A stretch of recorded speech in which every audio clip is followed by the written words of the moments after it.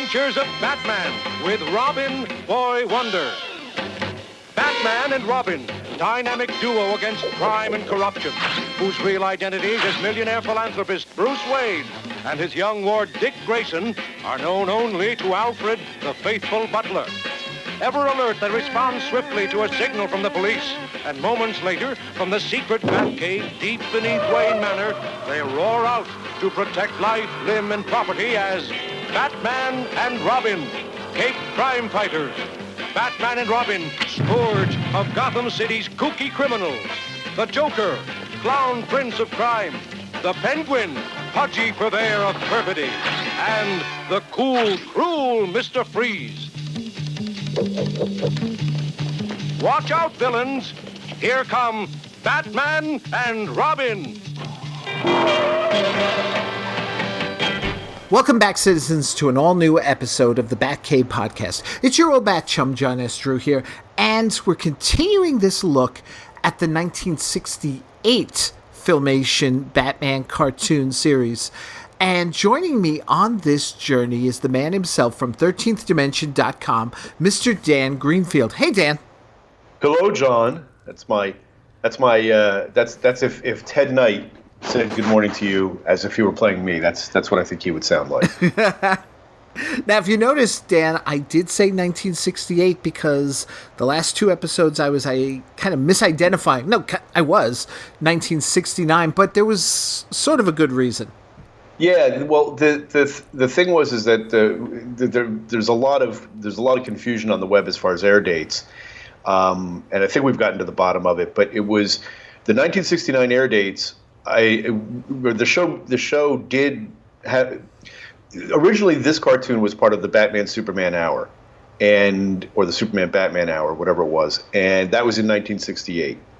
Then in 1969, the following September, it split off into its own Sunday morning show, which was basically reruns. And so the dates that's where the confusion came in about which air date was for which version of the show. But anyway, we can clarify that now with the first episode, or that first segment that we did was September 14th, 1968. The next one was September 21st, 1968, and this one would then be September 28th, 1968. That's right, yeah. And I'll make corrections on the Batcave website in regards to that. I was working off Wikipedia, then I was looking at IMDb, and a lot of times Wikipedia is on the mark, but this one was way off. And then when you go to IMDb, right, they were listing air dates as 2 days after the other on some of the episodes. Right, and there were other sources also that didn't help matters, and so nobody's really done I even looked in the Lou Scheimer Filmation book from Tomorrow's Publishing, and there's no episode guide in there, so there was some confusion. But it did the thing about the book. What it does say is that the Superman Batman Hour, or the Batman Superman Hour, I'm sorry, they rightfully gave Batman top billing. I'm glad to hear that. The debut was September 14th, 1968. But here's what also was debuting that day. So I'll quickly go through this. This is a great paragraph. He's referring to the 1968 fall season that debuted. The Archie Show aired at 10 a.m. on CBS up against reruns of Spider-Man and the Flintstones. I mean, that's just great. Yeah. And in a move that was kind of a nail-biter for us, from 10:30 to 11:30 a.m. was Fantastic Voyage and Journey to the Center of the Earth on ABC, up against the Batman Superman Hour on CBS. The retitled The Adventures of Aquaman debuted at 9:30 a.m. the following day. On both days, the majority of the content was now being provided by either Hanna-Barbera or us, with a handful of other studios, blah, blah, blah. And as expected, Superman Batman, which he now changes to Superman Batman, was a hit. Must have been something, though. You're right, because you think about it. There was Spider-Man, Batman, Superman. You had Aquaman the next day, even if it was repeats on Sunday. Oh, it was great. And the thing was, I was only a baby, so I wasn't even watching this stuff as it aired. I watched it a few years later. Yeah. In the early 70s, and it really was a smorgasbord of great cartoon content. And everybody's favorite is when they were kids. My son has his own favorite. I'm sure your kids have their own favorites. But it really was great. I mean, every once in a while, someone on Facebook will post one of those comic book ads where they had the Saturday morning lineup from a given year, because they used to run those.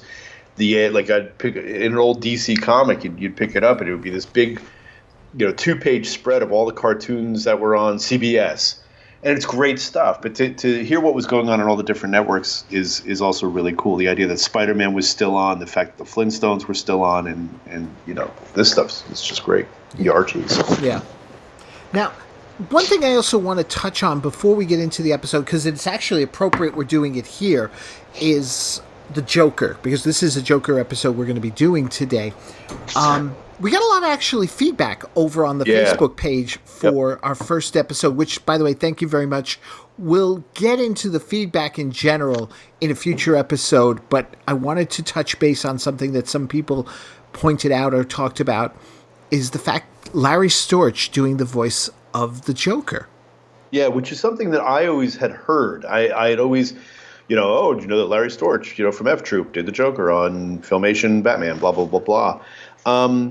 But there is some question as to whether or not he did or didn't. And I will read what Lou Scheimer wrote in his book. He says, Ted Knight was the narrator, plus he played Alfred the Butler, Commissioner Gordon, and the villains. There's no mention of Larry Storch. He does mention that Jane Webb did Batgirl and Catwoman and other female characters, and that he himself, Scheimer, did minor voice work here, there, so on and so forth. Of course, we know that Olan Soule was Batman and Casey Kasem was Robin. But there is no mention of Larry Storch. Now, there are a number of different voices listed in the credits, but tell us what you found out about this. Well, I did a little searching around, and there are some websites that mentioned Larry Storch was the voice. IMDb lists him as uncredited, although they don't say, specifically episodes. He's just part of the cast. Right. I went and reached out to someone who is connected with Larry Storch. He didn't want to give his name or be credited with the quote, but he did say that Larry Storch did do the voice of the Joker for a couple of episodes. He didn't get into the specifics of that, but what he did say was that Larry Storch was let go and that Ted Knight took over. So there you go. There you have it. Now, the veracity of that and the details of that, may just be lost to the mists of time. Right. But that seems to be the closest we can get to some kind of resolution to this. Well, it's interesting to know, too, because when they go to Scooby-Doo, Joker there is Larry Storch. Yeah. So maybe that's also possible. Maybe that there was some confusion with that because, Hanna-Barbera is different than Filmation. Exactly. So maybe that's where the confusion is. Maybe that's, and sometimes, over time you're talking something, it reminds me of the William Shatner thing from Saturday Night Live years ago where he did the great Get a Life segment. Classic. Yeah. But one thing I've always there was aside from the thing is that is actually very true to life and very, very funny, is that one line that he says when he's up on the stage is you're taking what I did as a lark X number of years ago, and you're turning it into a colossal waste of time, which I thought was very, very funny. But the point being is that nobody remembers because it was a job that they were doing, and these things get confused, and it's not like they were keeping, actually they probably were keeping, records for payroll records or whatever, but that stuff's all gone. Or if it's anywhere, it's in a bunker somewhere in some, record keeping hole deep in the hills of California, Yeah. So, Lou Scheimer's no longer with us. Ted Knight is no longer with us. Larry Storch is still with us, but I'm not sure I care to contact him to ask him. Well, it's interesting, too. You point that out about how, colossal waste of time. And then you think about those actors who get so deep into their roles that they're more than willing to open themselves up to anything when it comes to a particular franchise or something. And I often wonder about those actors who just look at them and go, really? Don't you have anything better to do? Yeah. But Anyway, let's get into this episode. While Gotham City sleeps, strange things are about to happen at the RX Chemical Laboratory.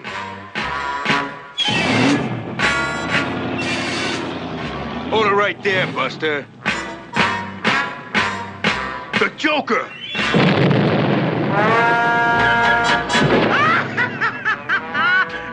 I call a real gasser. Cards on the table, I gotta say, I'm gonna say right off, I do this because otherwise you're gonna know I'm gushing too much. This is my favorite story in the entire series. Boy, I'm not sure it's not mine. I know that that's a double negative there. It certainly has a couple of key sequences, and it's hard for me, because I haven't watched this series as slavishly as I've watched Batman 66, right? Where I can rattle off the top 5 episodes, right off, this one number 1, 2, 3, 4. These are the ones where and why, and I did a whole top 13 countdown at 13th Dimension that was timed to the 50th anniversary last year and all of that. This is a little different because when I do remember watching these episodes as a child, I don't really remember entire episodes as much as I remember parts of those episodes. Right. But this one is probably the one. How Many Herring in a Wheelbarrow? Yeah.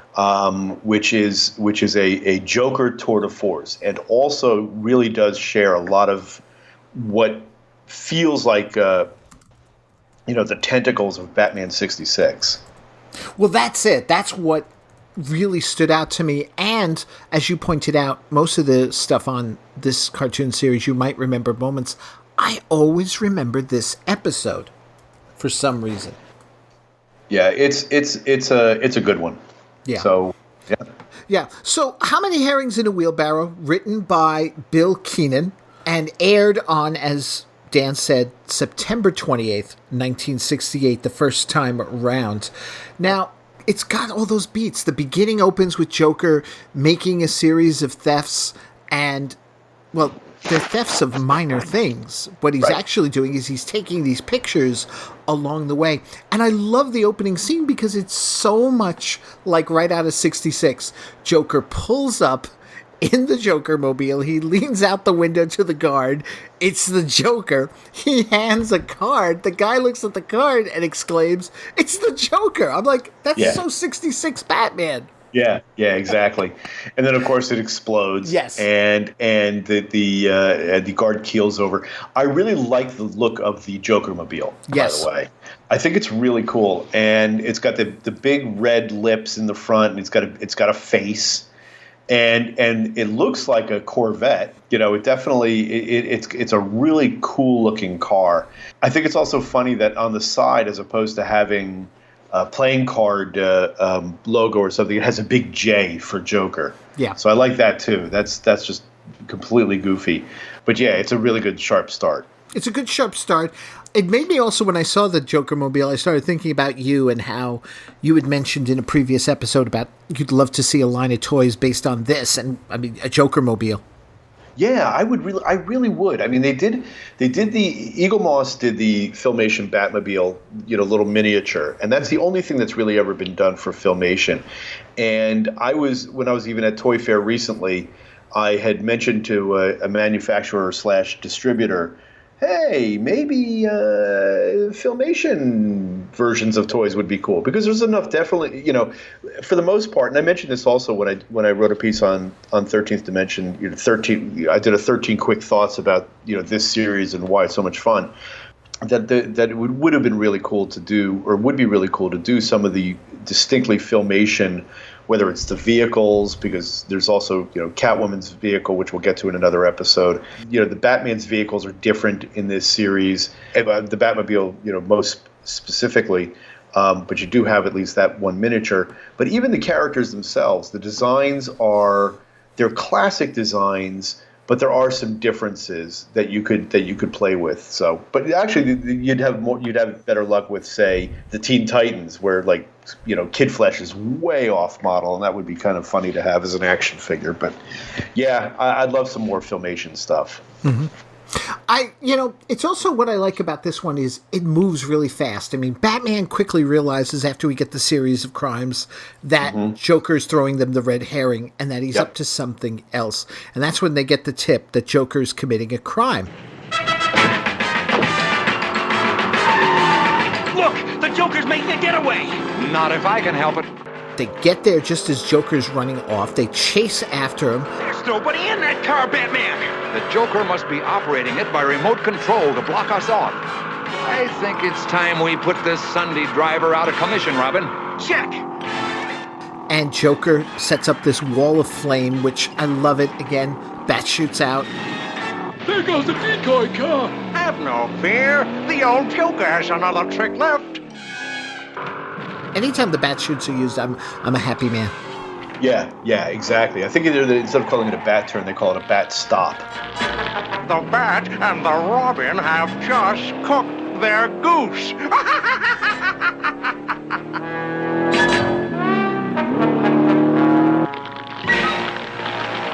We almost had our hands on him, and now he's lost us.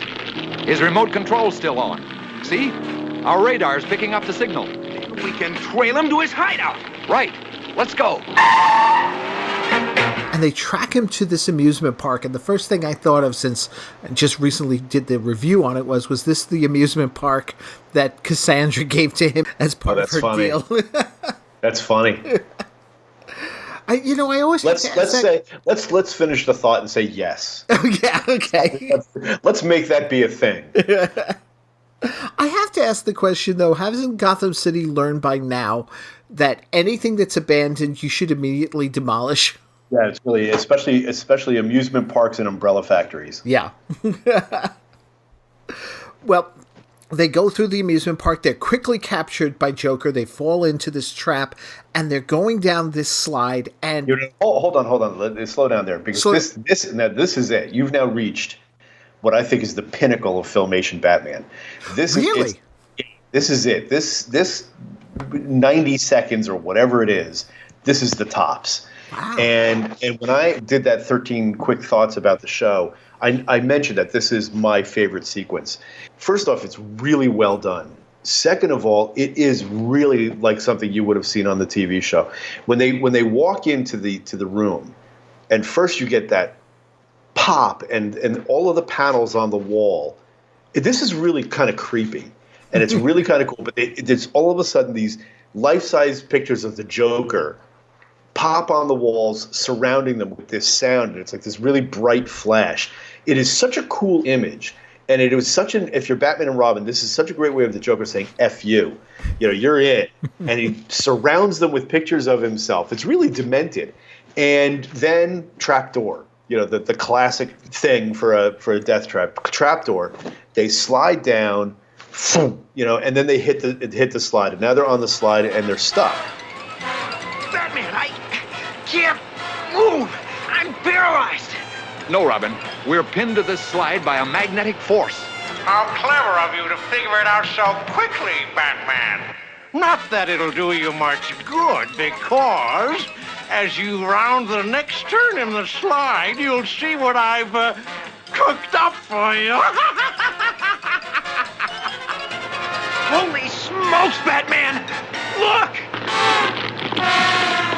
Cool it, chum. We're not done for. Yet. Not yet, but in a moment, you'll be well done. I'd like to stay to witness that. I have one more job to pull. Then I'm going to turn the heat on all of Gotham City. Farewell, Batman. Is this indeed farewell for the dynamic duo? Is there any way they can escape the magnetic belt ride into the roaring inferno? Don't miss the exciting conclusion coming up next.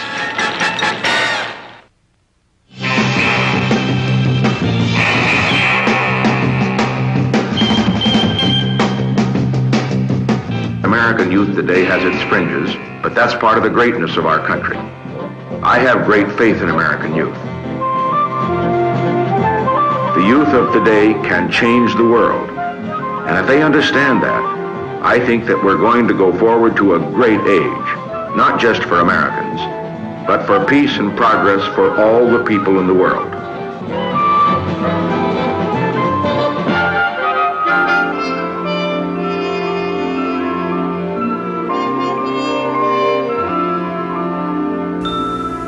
Battleship! Battleship! Battleship, Milton Bradley's great game of strategy. It's loaded with action and suspense. Play it anytime, anywhere. B4. Hit. J1. Ha! You missed. J10. Oh, you struck my battleship. Battleship, a game of strategy from Milton Bradley. Trapped by the treacherous Joker on a magnetized slide to doom, the future appears hopeless for Batman and Robin. But the Cape crime fighters don't give up easily. Robin, get one hand free. Turn power switch on belt full. Blow the fuses. Check. Ready. Now. And they're heading toward this furnace that is like this ebony big Joker face. What happened? The electrical shock demagnetized the slide. Took some of the life out of me, too. I think I know what the Joker is up to. Back to the Batcave. Come on. And it's the big cackling Joker face, but it's done almost like a negative. It's this big, as opposed to being white with the green hair, it's just black. And the only kind of detail you can see is because of the flames. The red flames dance off it, so you can see that it's a big Joker face. And so they're being basically hurtled toward the Joker's mouth, which is just filled with flame. It is so cool. And it is so scary as a kid or off-putting or whatever it is that it really works. This to me is when everything about Filmation after this is second to this moment, because it works as a great setup, it works as a great trap, it works as a great payoff. You've got the Joker looking from the closed circuit television, and he's taunting them. This is just really, really good stuff. It's well animated. That matte painting of the furnace is just great. And this one I had mentioned in the first episode where I forgot most of the details of Filmation. I always remembered this. Whenever I thought of Filmation Batman, for years, decades, this was the sequence that I thought of. Now, I know that it was included in the episode also when they did do the VHS releases, the Superpowers release, where they included a couple of episodes back in the 80s, which was the only way you could get this show on home video for a while. It wasn't even complete. It was just, like I said, a couple of episodes. This was one of them. And I remembered watching that back then thinking, wow, I'm really glad that I have this on tape. Because even if the rest of the episode was terrible, which it's not, this makes it. As much as I got to agree with you on everything you said, there's still one downside that also reminds you of the limitations of Filmation animation, is when they're rounding the corner. Yes. Yeah.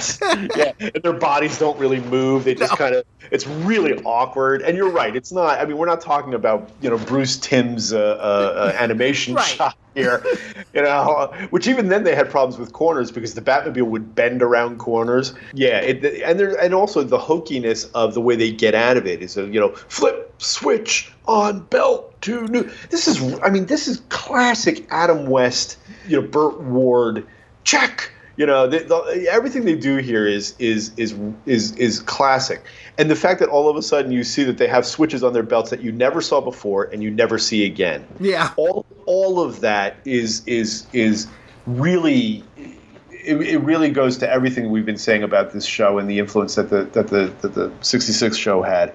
But it's so well done, and I love it. I absolutely love it. This to me is the top, and it fulfills my. And I know, like you said, this isn't the 66 show, but we end part one on the cliffhanger.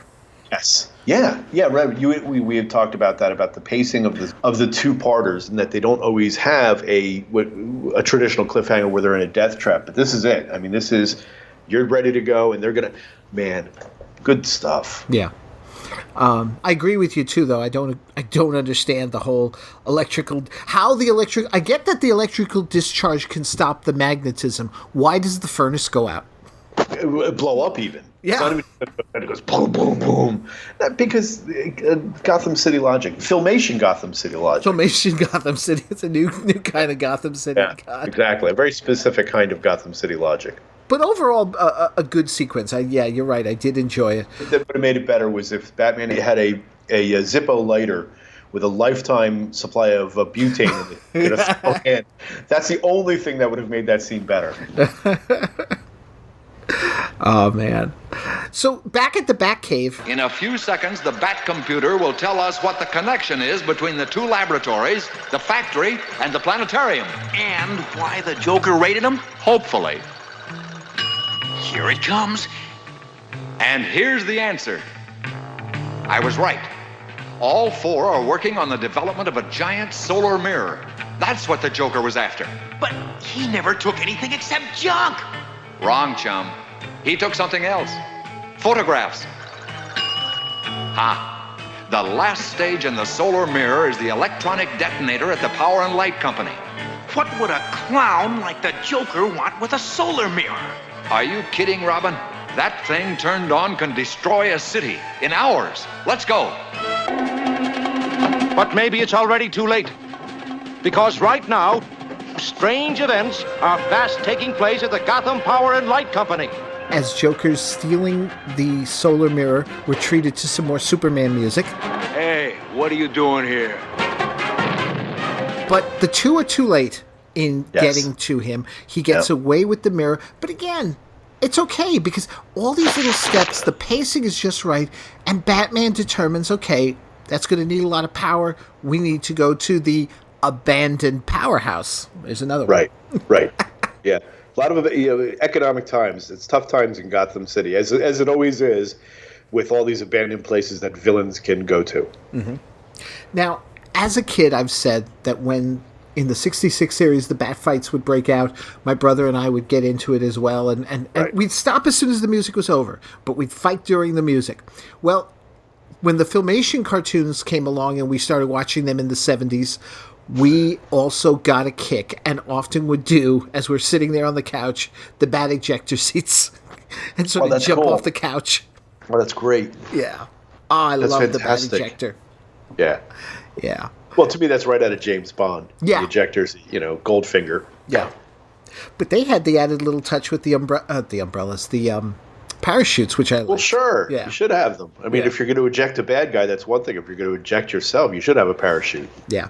So they, make their way to the roof using the bat ejector, get inside. The detonator is fully charged. In a few minutes, I'll pull that lever, and we'll make the Chicago fire look like a backyard cookout. Hate to be a wet blanket, Joker, but your barbecue is canceled. Batman! It can't be.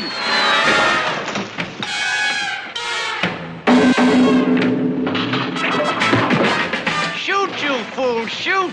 But I might hit one of our guys, Joker. Don't argue, shoot! You bungling idiot! I'm getting out of here. Don't go away mad. Two's company, but this is ridiculous. All right, Joker. Are you going to come along peacefully or the hard way? Don't be silly, old boy. I'm not going anywhere, but you are. What's great about it is it's not just a simple matter. He doesn't throw a switch. It's like we've got to get into the machinery itself, which means getting past the giant pistons. And there he is. Let's count the beats, and we'll know when we can run through safely. Right. Yeah. Right. Exactly. The only Batman would Superman would just bash through. Right. Batman and Robin, and they have to explain it, so it adds an extra element of suspense. All right, are they going to make it through? And then they do, and then you have the electrodes that they have to change the polarity of the electrodes with their batarangs and hit them just right. Again, classic, a bit of Batman suspense there, and it works. And then all hell breaks loose. And then all hell breaks loose as the two go running out of the building and such. Right. And as they do, we get, and I liked this, it's like Batman goes first, then Robin, and we both sort of get the transition, but it's not transition as they come right up to the screen with their emblems. Yeah, that is really cool. Yeah. I did like that. My only one letdown in this whole thing, and it's minor. It doesn't detract from it, is the very cartoony ending because there's an explosion and the dome of the powerhouse comes flying, end over end. Intact, landing and caging Joker. Quickly, Robin, look. You may never see this again. Why me? Why does it always happen to me? Yeah, this is a very Filmation ending, a very wah wah, Yeah. and they taunt him. Yes, of course. They have to do that. There's no like, all right, Joker, I'm grabbing you by the neck and throwing you, whatever. It's, ha ha ha ha, look at you, silly man. Yeah. You thought you could go up against me? Yeah, it's all very so many of these episodes end on a laugh. Yeah, well, many of them. Don't get. We'll talk about that next week. Okay. But I mean, I love this one. I just love it to pieces. It moves. It's fun to watch. Yeah. It's definitely like if I was going to show somebody and say, "Here's a good one. This is the one." Yeah, I mean, and this is one of those cases all the way around where it also plays with the. When these shows are at their best, or any whether it's when a comic is at its best, when a show is at its best, a movie, it's part of what makes it so good isn't just the storytelling, it's also how it uses its own medium, and this is able to take what could have been a Batman 60, with somewhat different writing, but the concept and a lot of what you see in this episode could have been part of the 66 show. But it has those things that are made easier by it being an animation, with the explosions and even the furnace and all of these things that it could have been done on the TV show and probably done very well. But also there's a slightly elevated scope to it that you could do with animation much more easily than you could, say, on a printed page or on a live action show. So it makes for really good animation, even if the animation itself is fairly crude. Right. Yeah. Now, the single story that we're doing is called In Again, Out Again Penguin, also written by Bill Keenan. And again, I'm not going to say which is really dirty, by the way. That's really wow, really? Okay. Yeah. All right. Let's move on. But I'm not going to say I love this episode, this particular story, but I do find a lot of things I find favor with, and again, back to 66 Batman, I'm seeing a lot more of the influences in this story as well.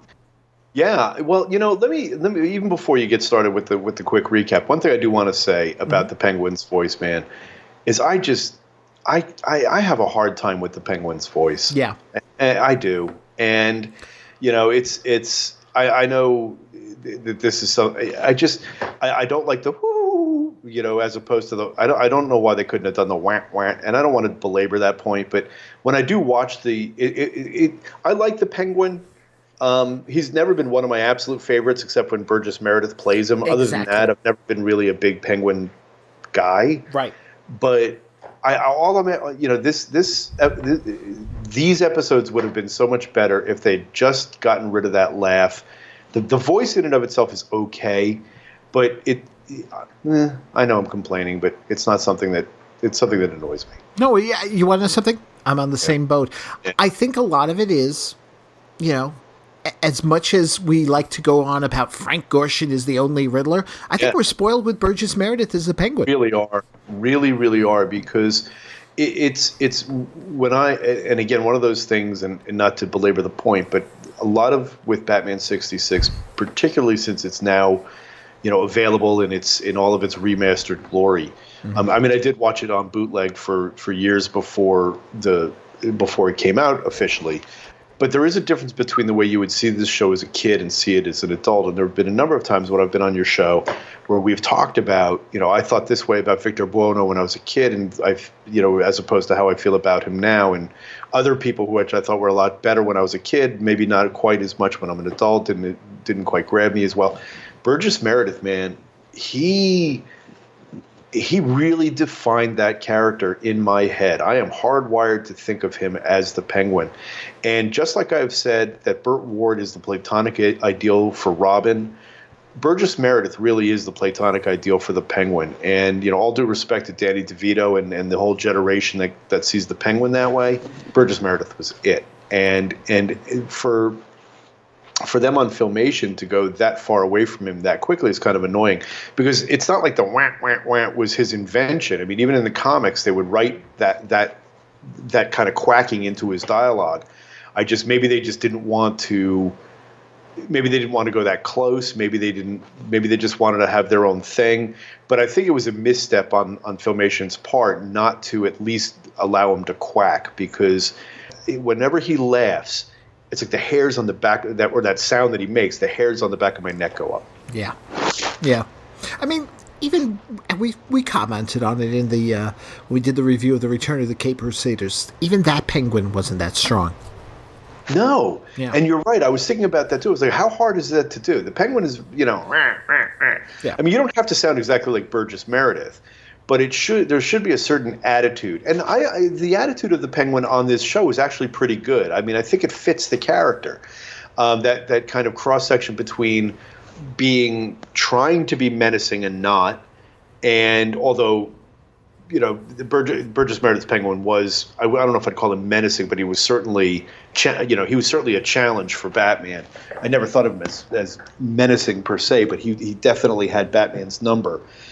Here he has that sort of, that arrogance that the penguin has, and that sort of, again, they always seem to play with the idea of those same tropes, which they do here. And I know we've kind of jumped your recap here right back to it. But the thing about the penguin also, it's like, it's not only, making it seem like, he goes straight, who me, that's a big thing with the penguin that they've played with over the years. So I guess we should get started with the recap. Well, let's talk about this, because again, as I say, I do like this particular story here. It's night in Gotham State Penitentiary, where even behind bars, the persistent penguin hatches a scheme to further his criminal career. Tonight, dear roommate, is the night I launch the first in a series of perfect crimes, all of which will be blamed on the dynamic duo. Penguin is sneaking out of prison every night to commit crimes and then getting back in the morning. Be back before dawn. Au revoir. And we start to see that as he's leaving for a crime. He leaves behind a blow-up doll of himself as he goes off for his night of crime. And nobody is aware this is happening. Not even Bruce and Dick, as they're sitting around playing chess. Yes. Yeah. No, nobody. It's actually kind of well, if he could get out, why wouldn't he just escape? And I guess the idea, of course, that nobody would come looking for him. Right. But there is, there's that. So. Well, there's that, and then there's also the added level that it's oddly played in this episode. I will give you that. The whole thing, because what Penguin does is he goes to this museum, he steals a Maltese bat and leaves a batarang behind as evidence that Batman did it. This is such a tired idea. Yeah. The idea of that, and just to jump ahead, and of course the cops arrive, and then there's some question: is Batman a bad guy? Is he not a bad guy? When they did it on, even when they did it on the Batman TV show, especially when they did it on the Batman TV show, that never worked for me. I mean, as much as I like the Mr. Freeze Otto Preminger episode, that was part of that. I mean, I like that story, that episode on the whole, but I never liked the part of it where it was like this question of whether Batman was actually corrupt. And they always show him to be consistently incorruptible. This is especially in this era when Batman is basically a Boy Scout. It just makes me roll my eyes whenever they go to it, because it's just, even a kid. And these episodes, as we've noted before, were not written for dual level adult humor and kid humor, right? Or kid adventurism. This is written for kids. No kid is going to ever think that Batman turned bad, and just, I know it's kind of frustrating. Like, oh, Commissioner Gordon, come on, can't you see? And there's a lot of, I actually had a lot of problems with this segment, because there are a lot of leaps of I mean, even more than the usual leaps of logic, there are a lot of them in here. And, there's even toward the end when Batman says, the next time there's a crime, we're just going to go right to prison.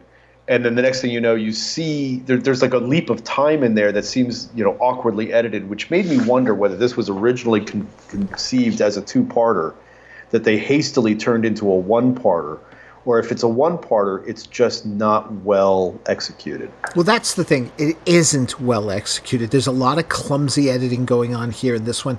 And yet, despite it all, I'm going to keep back to it. I like it, and I'll tell you why as we're going through here. So they find the Batarang, and at least they don't jump to the conclusion right away that it is. But it's only when the second night happens and Penguin steals someplace else from the I forget where it was, but in it he leaves a bat beam behind. So now it's like, okay. Which how did he get his hands on that, by the way? Yeah. So you can understand how he might get his hand on a Batarang, but a bat beam? Right. Yeah. So Batman, and even Robin's a little confused at that part where he's like, "Come on, Robin, they're on to us, run!" And he's like, "What? Right? What? Yeah, that's a funny bit. Yeah, yeah. But then he explains later this way. Penguin thinks that the police are on to Batman and stuff, and that they're laying low and what have you.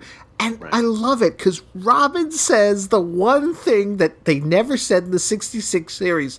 How can they ignore such, think that such obvious clues point to us? Like, how dense are they? Right.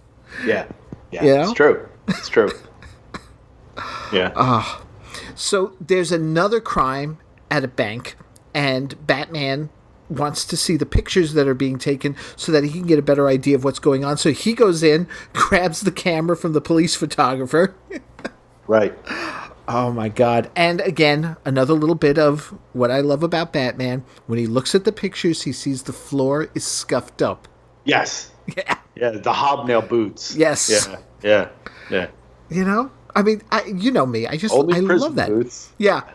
Yeah.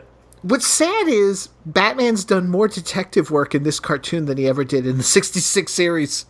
Yeah, well, that's true. That's true. Well, I don't think that's fair. I mean, he on the TV show, he did. I mean, that was part of the goofiness was that it wasn't necessarily CSI stuff, but when they would stand in the commissioner's office and they would mull over the clues, and then they would say it could only mean this. And of C course, for Catwoman. Right. Well, the most famous example being from the movie with C for Catwoman and all that.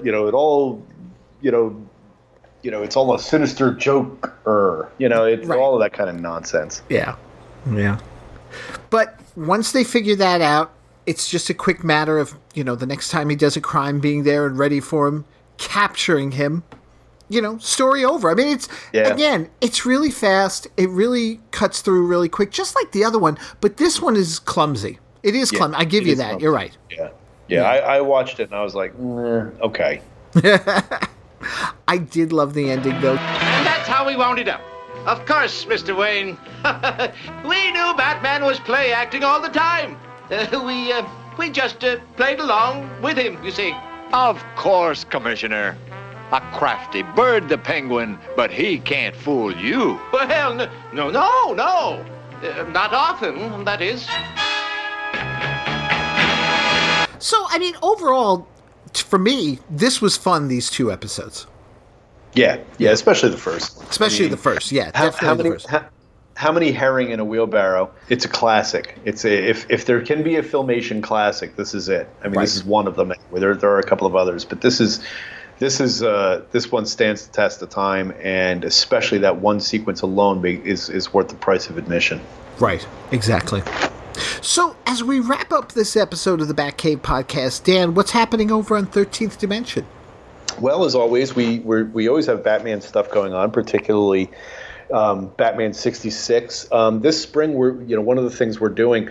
One of the great surprises at Toy Fair this year was the release of or at least the announcement of Funko's new 3.75-inch Batman 66 line, which promises to be, if all goes well and the sales are good, and certainly the intent seems to be there on Funko's part, this could end up being the definitive line of Batman 66 action figures, because they've already announced, screen test Batman. They managed, and I haven't gotten to the bottom of how exactly they did this. They got an Eli Wallach, a Mr. Freeze action figure as a chase figure, in addition to Otto Preminger. Even though Eli Wallach was not part of the original merchandising plan, they're going to be doing a Batmobile. This is a line that's going to be affordable and is going to have a lot of variants. that fans are going to really want to see that they haven't seen yet anywhere else. And even though most companies are kind of pulling back from the Batman 66 license, it's kind of a been there, done that for most companies now. Funko is now pushing into the void. And so I mention this because at 13th Dimension, we're doing a lot of coverage of it. I mean, we're interviewing the sculptors and the designers, and we've got a lot of behind the scenes on that. And this spring and into early summer is when those figures are going to start to be released. So that's if you want to get information on all of that stuff, keep coming back to 13th Dimension. Plus, we have our normal Batman 66 stuff, previews of comics and other features and interviews and the stuff that we've traditionally been doing for the last few years. Very cool. Very cool. And that's the number 13, thdimension.com. Yep. So, folks, next time we're going to be introduced to Filmation's version of the Catwoman. Yes. Yep. And the Joker is back, and he's making a pirate movie. Yes. Oh, see, you say yes. Wow. See, I'm like, where this was a high point, the next two stories are kind of a low point for me. Don't make people want to turn away. There's a lot to talk about. Well, definitely, and we'll talk about it. Yeah, but there's a lot to talk about. We'll definitely talk about it on the next episode of the Batcave Podcast. So, folks, thank you so much for listening, and until next time, citizens, Dan, once again, take care, everybody. Thanks, John.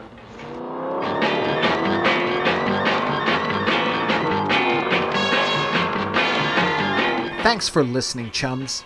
I don't have a bat phone, but you can contact the Batcave Podcast through its Facebook page, Twitter, email at thebatcavepodcast@gmail.com. Subscribe to the podcast via Libsyn.com. That's LIBSYN.com. Or through iTunes. The Batcave Podcast is part of a series of pop culture podcasts from the Chronic Rift Network. Find them at chronicrift.com. So until next time, citizens, same bat time, same Batcave Podcast.